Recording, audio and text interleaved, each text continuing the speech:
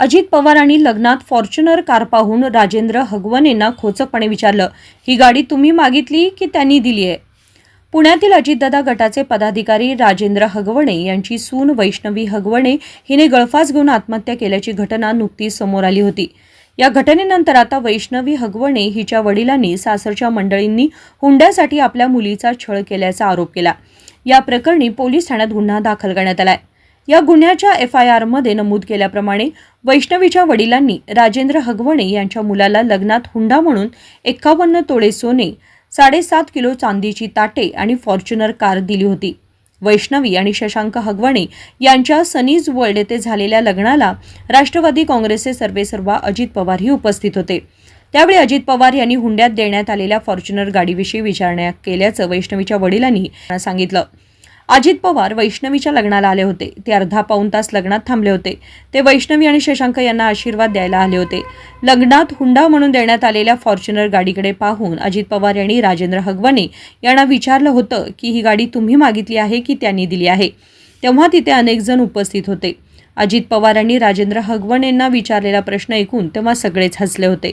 अजित पवार यांनी खोचकपणे तो प्रश्न हगवणेंना विचारला होता असंही वैष्णवीच्या वडिलांनी सांगितलंय। झालं त्यावेळेस वाटलं होतं तिला बाळ झालं, बाळाकडे पाहून तरी ती लोक व्यवस्थित तिला हे करतील, सुधारतील। बाळ मला वाटतं 6 महिने 7 महिन्याचं झालं असं। त्यावेळेस तिला माणूस मारा, तिच्या नंदेनी आणि सासूने आणि नंदेने तिला घरात तिच्या मारली, तिच्या तोंडावरती ठुंकली तिच्या तोंडावरती आणि मारत घरी आणल्यानंतर आता मी नंदेच्या पण आणि सासूच्या ह्या कोपऱ्यात त्या इथंच बसलेल्या होत्या। त्यांच्या पायाही पडलो, 4 वेळा त्यांना विनंती केली। मला विनंती करण्याचं किंवा त्यांच्या पाया पडण्याचा माझा एकच हेतू आहे की माझ्या मुलीचा संसार टिकावा।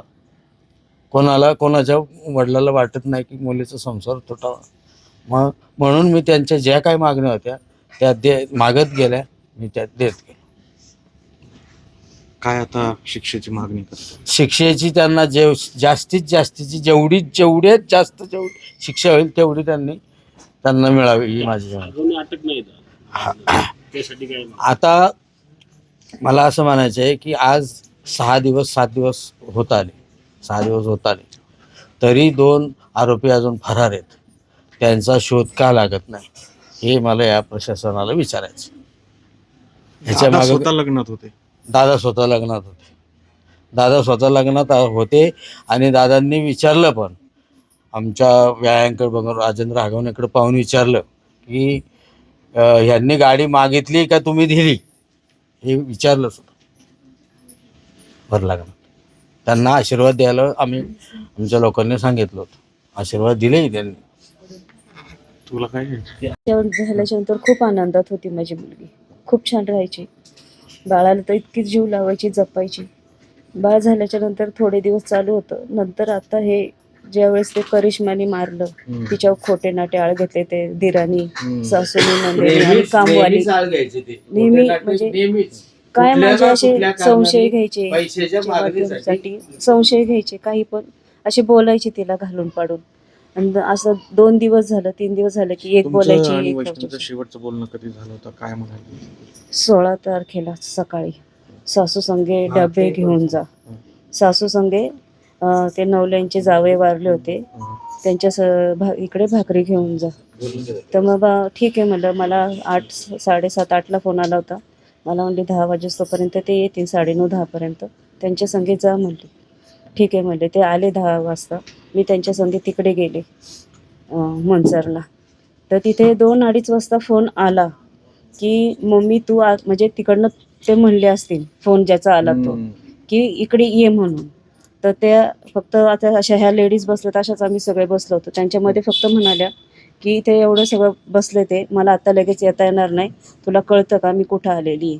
आणि ते पूर्ण काय बोलले असतील, त्या दोघी एकामागे एक उठून बाहेर गेल्या। त्याच्यानंतर आता थोडंफार कळाल्यानंतर त्यांनी पटकन निघायचं ना, त्यांनी तिथे खूप टाइमपास केला, म्हणजे मला इथे यायला 4:30 4 वाजले होते। इथे घरात आल्याच्यानंतर आम्हाला लगेचच फोन आला की वैष्णवी गेली। तुम्ही जुळून आणलं हा. पण आता ही घटना घडली, काय नेमकी मागणी आहे आणि काय शिक्षेची मागणी करताय? ह्याच्यामध्ये हा हुंडाबळीचा प्रकार आहे. कारण ज्यावेळेस माझ्या घरामध्ये बैठक झाली, त्या बैठकीमध्ये आनंद म्हणला, अरे मला तुम्हाला मुलगीच द्यायची नाही, तुम्हाला मुलगीच द्यायची नाही. तरी त्यांनी भांडून जावयानी आणि नंदनी दोघांनी भांडून म्हणले नाही आम्हाला गाडी पाहिजेच. गाडी बुक केलेली, गाडी MG ॲक्टर बुक केलेली गाडी ती कॅन्सल करायला लावली. नाही मला फॉर्च्युनरच पाहिजे. माझ्या संग भिकारी पोरं येतात, त्यांना गाड्या मिळतात, मला MG ॲक्टर नाही पाहिजे, मला हीच गाडी पाहिजे. सोन्याची तशीच मागणी झाली. वारंवार त्यांनी 1,20,000चं घड्याळ घेतलं आहे. आणि नंतर 6 महिन्यानंतर जो प्रकार घडत गेले त्यावेळेस वैष्णवीला मी म्हणायचं, वैष्णवी काय आहे? ती म्हणते मामा माझी चूक झाली, माझा निर्णय चुकला, आता मी काय करू. म्हणजे तिने जो घेतलेला निर्णय तिला पश्चाताप होत होता की माझी चूक झाली, पण त्याला नाईलाज होता. मला याच्यावर एकच म्हणायचं आहे, अजितदादांना मला एक निवेदन करायचं आहे, दादा ह्या लाट्या बहिणीला न्याय द्या.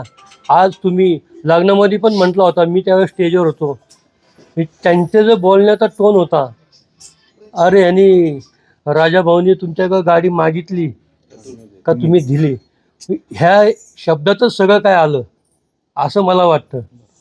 ह्या सगळ्या हगवणे फॅमिलीला जास्तीत जास्त सजा झाली पाहिजे व माझ्या मते त्यांनी तिला मरण्यास प्रवृत्त केलं. तिची मारहाण जी अमानुष झालेली आहे ती न बघण्यासारखी आहे. डॉक्टरांनी ज्यावेळेस मी गेलो त्यावेळेस डॉक्टरांनी सांगितलं की घरातच गेलेली आहे. इथं आम्ही फक्त हे प्रयत्न करतोय. ठीक, नाव सांग. माझं नाव उत्तम भैरट, मी मुलीचा मामा आहे. Bureau report SBN Marathi, Pune.